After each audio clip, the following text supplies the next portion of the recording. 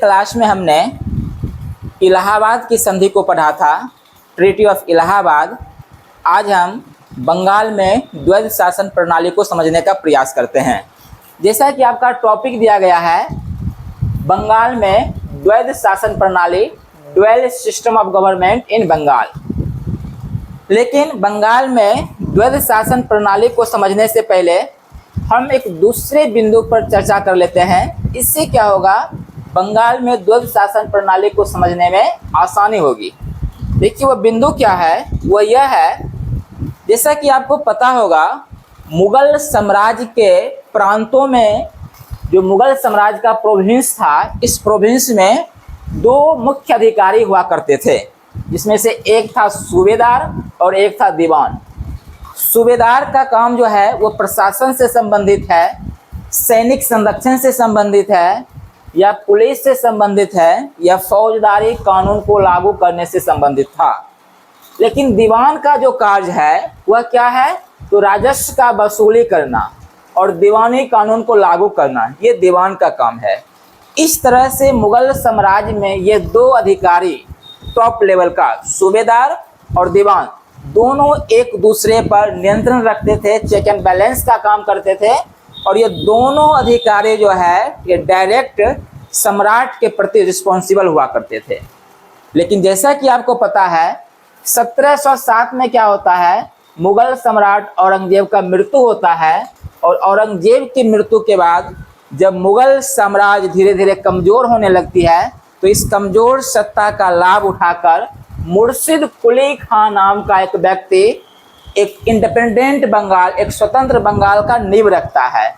और जब मुर्शिद कुली खां की लीडरशिप में एक स्वतंत्र बंगाल का नींव रखा जाता है, तो इसी मुर्शिद कुली खां के पास निजामत मीन्स प्रशासनिक पावर और दीवाने मीन्स रेवेन्यू कलेक्शन का पावर, दोनों पावर एक व्यक्ति के हाथ में आ जाता है। और आगे आप देखेंगे मुर्शिद कुली खां, अलीवर्दी खां, सिराजुद्दौला, इन सभी नवाबों के पास में दीवानी शक्ति भी है और निजामत शक्ति भी है। आगे क्या होता है, प्लासी युद्ध के बाद बक्सर का युद्ध होता है। और जब बक्सर के युद्ध को ब्रिटिश के द्वारा जीत लिया जाता है, तो ब्रिटिश मुगल सम्राट शाह आलम द्वितीय और अवध के नवाब शुजा-उद-दौला के साथ एक इलाहाबाद की संधि करता है। और इसी इलाहाबाद के संधि में आप देखेंगे, जो कि 1765 में हो रहा है, इस इलाहाबाद के संधि में ब्रिटिश कंपनी को प्रत्यक्ष रूप से दीवानी शक्ति प्राप्त हो रहा है शाह आलम द्वितीय से, मुगल सम्राट शाह आलम द्वितीय से। तो जैसा कि अभी आपने देखा, मुगल सम्राट के समय, मुगल साम्राज्य जब मजबूत हुआ करता था, तो उस समय क्या था, दीवानी शक्ति और निजामत की शक्ति अलग अलग अधिकारियों के पास था। लेकिन जब स्वतंत्र बंगाल का नींव रखा मुर्शिद कुली खां, तो नवाब के शासन में दोनों पावर एक व्यक्ति के पास आ गया। लेकिन जब बक्सर की वार को जब ब्रिटिश कंपनी जीत लेता है, तो इलाहाबाद के संधि के तहत दीवानी शक्ति जो है वह किसको मिल जाता है, ब्रिटिश कंपनी को मिल जाता है। और निजामत का जो पावर है वह नवाब के हाथ में ही छोड़ दिया जाता है। तो इस तरह आपने देखा, ये जो दीवानी शक्ति जो है, निजामत की शक्ति है, इसका एक बैकग्राउंड। अब आइए, अब हम उस टॉपिक की तरफ बढ़ते हैं जिसका नाम है द्वैध शासन, ड्यूअल गवर्नेंस। अब देखते हैं कि ये ड्यूअल गवर्नेंस क्या है, ये द्वैध शासन क्या है। तो देखिए, जैसा कि हेडिंग दिया है, dual system of government in Bengal, Bengal में द्वैध शासन प्रणाली। देखिए ये क्या है, जैसा कि मैंने आपको भी बताया, 1765 में जब इलाहाबाद की संधि हुआ, तो इस संधि के तहत बंगाल में ईस्ट इंडिया कंपनी द्वारा स्थापित द्वैध शासन प्रणाली, ये जो है, ये बेसिकली क्या है, ये प्रशासनिक उत्तरदायित्व, एडमिनिस्ट्रेटिव रिस्पॉन्सिबिलिटी और वित्तीय संप्रभुता, फाइनेंशियल सॉवरेनिटी के पृथक्करण का एक अनूठा औपनिवेशिक प्रयोग है। यह एक कॉलोनियल एक्सपेरिमेंट है in the separation of administrative responsibility and financial sovereignty, एक प्रयोग हो रहा है। अब इस सिस्टम में है क्या, द्वैध शासन प्रणाली है क्या, इस सिस्टम में क्या है, तो अंडर दिस सिस्टम आप देखेंगे कि जो दीवानी अधिकार जो कि कंपनी को दिया गया है मुगल सम्राट शाह आलम द्वितीय के द्वारा। तो ये दीवानी अधिकार कंपनी के अधीन था और इसके तहत क्या हो रहा है, British company East India company Bengal, Bihar, Orissa से भू राजस्व लैंड रेवेन्यू वसूलने के लिए तथा दीवानी न्याय का पूर्ण अधिकार प्राप्त कर लिया था। और दीवानी कार्य के लिए क्या करता है कंपनी, एक उप दीवान सब दीवान को अपॉइंट करता है और ये सब दीवान उप दीवान के रूप में बंगाल में रजा खान को अपॉइंट किया जाता है, बिहार में सिताब राय को अपॉइंट किया जाता है और उड़ीसा में राय दुर्लभ को अपॉइंट किया जाता है। तो ये था डुअल गवर्नेंस, जिसमें कि दीवानी अधिकार किसको मिला हुआ है, ब्रिटिश कंपनी को मिला है और ब्रिटिश कंपनी अपने इस अधिकार के तहत उप दीवान अपॉइंट कर दिया राजस्व वसूलने के लिए, बंगाल के लिए रजा खां को, बिहार के लिए सिताब राय को, उड़ीसा के लिए राय दुर्लभ को। और इसमें क्या था और समझने का प्रयास करते हैं। और इसके तहत क्या था, जो निजामत अधिकार है, जो प्रशासन का अधिकार है, वो नवाब के पास ही छोड़ दिया गया, जैसा कि मैंने अभी जस्ट बताया था। और इसके तहत क्या है, निजामत अधिकार में जो नवाब के पास शक्ति है, आंतरिक शांति बनाए रखना, लॉ एंड ऑर्डर को बनाए रखना, जो एक्सटर्नल सिक्योरिटी है उसको मेंटेन करना, फौजदारी न्याय करना, ये सब किसके पास रहा जिम्मेवारी, नवाब के पास। मतलब सारा का सारा जो एडमिनिस्ट्रेटिव रिस्पॉन्सिबिलिटी है वो नवाब को दे दिया गया। जो फाइनेंशियल जो ऑटोनॉमी है वो किसके पास रहा, कंपनी के पास रहा। ये दुनिया का एक अनूठा प्रयोग था जो ब्रिटिश यहाँ पर इंडिया में कर रहा था। तो इस तरह से देखेंगे और नवाब को अपने प्रशासनिक काम को करने के लिए ब्रिटिश कंपनी की ओर से 53 लाख रुपया ईयरली दिया जाता था। तो इस बात को आपने समझा कि डुअल गवर्नेंस क्या है, द्वैध शासन क्या है, जो बंगाल में 1765 में लागू किया जाता है इलाहाबाद की संधि के बाद, जिसमें नवाब के पास जो है प्रशासनिक पावर है, लॉ एंड ऑर्डर को मेंटेन करना है, इंटरनल सिक्योरिटी को मेंटेन करके रखना है, मतलब एडमिनिस्ट्रेटिव रिस्पॉन्सिबिलिटी जो है वो नवाब के पास रहा। और फाइनेंशियल ऑटोनॉमी जो है, जो फाइनेंशियल सॉवरेनिटी है वो किसके पास है, कंपनी के पास है। रेवेन्यू कलेक्शन का पावर कंपनी के पास है। तो यही था हमारा द्वैध गवर्नेंस, द्वैध शासन। ठीक है, तो ये देख रहे हैं। इसके साथ एक चीज और हम समझते हैं, जहाँ पर हम ये समझने का प्रयास करेंगे कि नवाब के पास तो एडमिनिस्ट्रेटिव रिस्पॉन्सिबिलिटी है, लेकिन जो एडमिनिस्ट्रेटिव पावर है वो भी आपको अंशतः दिखेगा कंपनी के हाथों में ही। वो देखते हैं ये क्या है।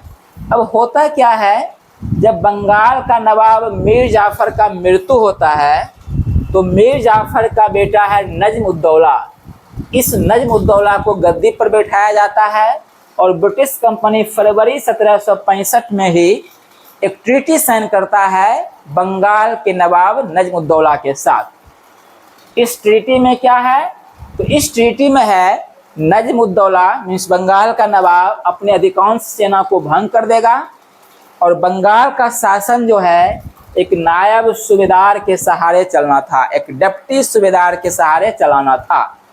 और जो डिप्टी सूबेदार होगा उसको अपॉइंट करने का पावर किसके पास होगा, कंपनी के पास। कंपनी की बिना स्वीकृति से डिप्टी सूबेदार को हटाया भी नहीं जा सकता है। इस तरह आप देखेंगे ब्रिटिश कंपनी ने नायब सूबेदार के रूप में मोहम्मद रजा खां को अपॉइंट कर दिया। इस तरह आप देखेंगे ब्रिटिश कंपनी बंगाल के प्रशासन निजामत पर पूरा अधिकार जमा लिया और नाम मात्र का एक नॉमिनल पावर नवाब के पास बना रहा। और इस तरह से बंगाल में नवाब का जो इंडिपेंडेंट रूल है वह ब्रिटिश कंपनी समाप्त कर देता है। तो इस तरह से आप देख रहे हैं कि कंपनी को मुगल सम्राट से क्या मिला है, दीवानी अधिकार, और बंगाल के सूबेदार से क्या मिल गया, निजामत का कार्यभार। क्या मिला, बंगाल के सूबेदार से निजामत का अधिकार, प्रशासनिक कार्यभार। इस तरह आप देखेंगे कि कंपनी ने दीवानी शक्ति प्रत्यक्ष रूप से अपने हाथों में ले लिया, जबकि निजामत की शक्ति जो है अप्रत्यक्ष रूप से अपने हाथों में ले लिया। ये जो आप देख रहे हैं जो कहानी है, उत्तरदायित्व के बिना शक्ति, पावर विदाउट रिस्पॉन्सिबिलिटी, ये बहुत खतरनाक सिद्ध हुआ, बंगाल की जनता के लिए भी और कंपनी के लिए भी। इस कारण बंगाल में क्या हुआ, भ्रष्टाचार को बढ़ावा मिला। ये जो पावर विदाउट रिस्पॉन्सिबिलिटी था, या बंगाल का जो ड्वेल गवर्नमेंट सिस्टम है, इस कारण से बंगाल में भ्रष्टाचार को बढ़ावा मिला, जिसका एक परिणाम यह हुआ 1770 के दशक में बंगाल में अकाल आ गया, भुखमरी आ गया और लगभग 1/3 जनसंख्या नष्ट हो गई। इस 7 सालों के अंदर या 5 सालों के अंदर बंगाल में जबरदस्त लूटपाट मचा। हालांकि ये जो अकाल आया था, ये वर्षा के अभाव के कारण आया था, लेकिन इसका प्रभाव बहुत ज़्यादा पड़ा, बहुत विनाशकारी प्रभाव पड़ा वह कंपनी के पॉलिसी के कारण। और इससे एग्रीकल्चर इकोनॉमी, जो एग्रेरियन इकोनॉमी है, कृषि अर्थव्यवस्था है, ये तो लगभग चौपट हो गया। और इसका सीधा प्रभाव कहीं न कहीं बंगाल के व्यापार पर पड़ेगा। कंपनी के जो शेयर होल्डर है उसके मुनाफा, उसके प्रॉफिट पर दिखेगा। और इस तरह से जो कंपनी का बोर्ड ऑफ डायरेक्टर है, वे ड्वेल गवर्नमेंट सिस्टम से वो नाखुश होता है। और इस तरह से फिर आप देखेंगे कि अब कंपनी के ऊपर धीरे धीरे कंट्रोल स्थापित करने का प्रयास किया जाएगा। और इस तरह ब्रिटिश सरकार, जो लंदन में जो सरकार है, जो ब्रिटेन का जो सरकार है, वह ईस्ट इंडिया कंपनी की एक्टिविटीज़ को कंट्रोल करने के लिए आप देखेंगे कि 1773 में एक एक्ट पारित करता है पार्लियामेंट से, जिसका नाम है रेगुलेटिंग एक्ट 1773। और इस एक्ट के द्वारा कंपनी के एक्टिविटीज़ को इंडिया में कंट्रोल किया जाता है। और कंपनी को कहा जाता है कि प्रत्येक जानकारी ब्रिटिश संसद को अवेलेबल करवाया जाए। जैसा कि इतिहासकार के.एम. पनिक्कर लिखते हैं कि अंग्रेज ने 1765 से 1772 के बीच बंगाल में डाकुओं का राज स्थापित किया। और इस तरह से इस डाकू के राज, इस द्वैध शासन को 1772 में वारेन हेस्टिंग, बंगाल के गवर्नर वारेन हेस्टिंग के द्वारा समाप्त कर दिया जाता है। ठीक है, अब हम ये समझते हैं कि आखिर ब्रिटिश सरकार बंगाल में द्वैध शासन क्यों स्थापित किया, ब्रिटिश सरकार बंगाल का शासन डायरेक्ट अपने हाथों में क्यों नहीं लिया, कंपनी सरकार बंगाल का शासन अपने हाथों में क्यों नहीं लिया, इसके पीछे क्या रीज़न हो सकता है। जैसा कि आपको यहाँ पर हेडिंग दिख रहा होगा, ब्रिटिश कंपनी के द्वारा द्वैध शासन स्थापित करने का कारण, causes for the establishment of dual rule by the British company. तो देखिए, इसका एक कारण है कि बक्सर के युद्ध, बैटल ऑफ बक्सर के बाद यदि कंपनी सीधे सत्ता को अपने हाथ में ले लेता, तो कंपनी का जो वास्तविक साम्राज्यवादी चेहरा है, जो इम्पलिस्टिक फेस है, वो लोगों के बीच आ जाता और स्थानीय विद्रोह हो सकता था। इसलिए कंपनी डायरेक्ट शासन अपने हाथ में नहीं लिया, बल्कि इंडियन पावर को ही इनडायरेक्टली शासन से जोड़कर रखा। दूसरा, कि कंपनी के पास तो पर्याप्त संख्या बल भी नहीं है कि वह बंगाल के प्रशासन को संभाल सके। उसको ब्रिटेन से, लंदन से मंगाना पड़ता और ज़्यादा कॉस्ट पड़ता, इस कारण से भी नहीं लिया। दूसरा कि जो कंपनी का कर्मचारी है, जो अधिकारी है, वो स्थानीय रीति रिवाज परंपरा से परिचित नहीं है, तो यहाँ पर रूल कंपनी के द्वारा चलाना संभव नहीं हो पाता, ठीक से चला नहीं पाता। और इतना ही नहीं, इंग्लैंड की संसद का इंटरफेरेंस का भी कंपनी को डर था। यदि हम डायरेक्ट रूल अपने हाथ में लेते हैं तो इंग्लैंड का जो पार्लियामेंट है, जो ब्रिटिश पार्लियामेंट है, वह इंटरवीन कर सकता है। और ऐसा आपको आगे देखने को मिलेगा भी। तो इस प्रकार आपने देखा कि बंगाल में जो द्वैध शासन प्रणाली स्थापित किया गया था कंपनी के द्वारा, यह द्वैध शासन प्रणाली एक प्रकार का डिजास्टर साबित हुआ। और 1772 में फाइनली वारेन हेस्टिंग के द्वारा इस द्वैध शासन प्रणाली को समाप्त कर दिया गया। हम नेक्स्ट क्लास में चर्चा करेंगे कि आखिर 1772 में जब द्वैध शासन प्रणाली को समाप्त कर दिया गया, तो आगे भारत में कंपनी के द्वारा किस तरीके से रूल किया गया, कैसे यहाँ पर व्यापार किया गया, कैसे शासन प्रशासन का काम देखा गया। ठीक है, तो फिर हम लोग नेक्स्ट क्लास में मिलेंगे। Thank you.